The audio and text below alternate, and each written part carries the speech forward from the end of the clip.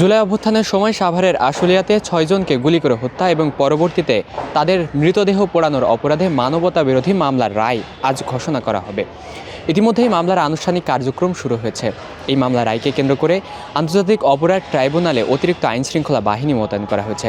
আমরা সকাল থেকে এখানে অবস্থান করেছি এবং এখানকার সর্বশেষ পরিস্থিতি আপনাদের জানানোর চেষ্টা করছি। দর্শক, আপনারা ইতিমধ্যে জানেন 2024 সালের জুলাই অভ্যুত্থানের সময় সাভারের আশুলিয়ায় 6 জনকে গুলি করা হয়েছিল এবং পরবর্তীতে তাদের লাশ পুড়িয়ে দেওয়া হয়েছিল। সেই অপরাধে মানবতা বিরোধী অপরাধের মামলা কিন্তু দায়ের করা হয়েছিল এবং সেই মামলার রায় কিছু সময় পরেই জনসম্মুখে প্রকাশ করা হবে। ইতিমধ্যেই মামলার আনুষ্ঠানিক কার্যক্রম শুরু হয়েছে। দেখছেন যে এই মামলার রায়কে কেন্দ্র করে অতিরিক্ত আইনশৃঙ্খলা বাহিনী মোতায়েন করা হয়েছে এবং ট্রাইব্যুনালের বাইরেও আমরা দেখেছি সেনাবাহিনী, বিজিবি এবং র্যাবের সমন্বয়ে একটি যৌথ বাহিনীর রয়েছে।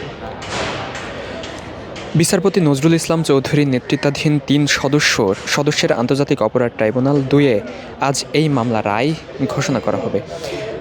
ট্রাইব্যুনালে অন্য 2 সদস্য হলেন বিচারপতি মোহাম্মদ মঞ্জুরুল বাসিদ ও বিচারপতি নুরুল মোহাম্মদ শাহরিয়ার কবির।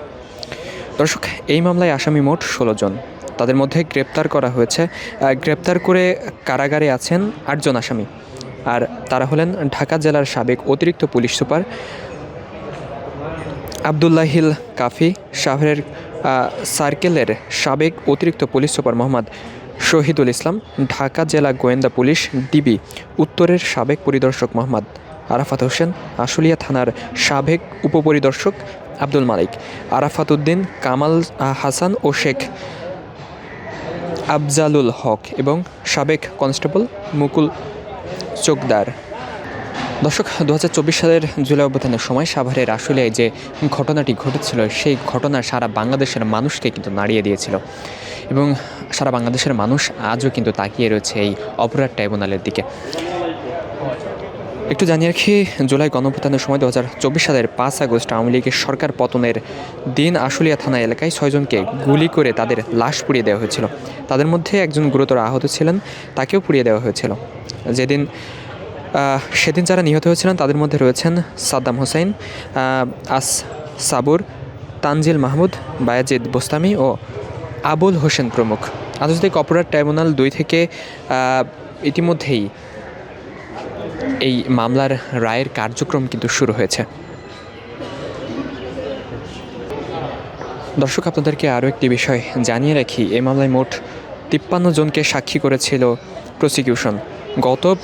গত বছরের 15 সেপ্টেম্বর সাক্ষাৎকার গ্রহণ শুরু হয়ে শেষ চলতি বছরের 12 জানুয়ারি। প্রথম সাক্ষী হিসেবে জবানবন্দি দিয়েছিলেন শহীদ সাবুরের ভাই রেজওয়ানুল ইসলাম ও শহীদ সাজ্জাদ হোসেন সজলের বাবা মোহাম্মদ খলিলুর রহমান।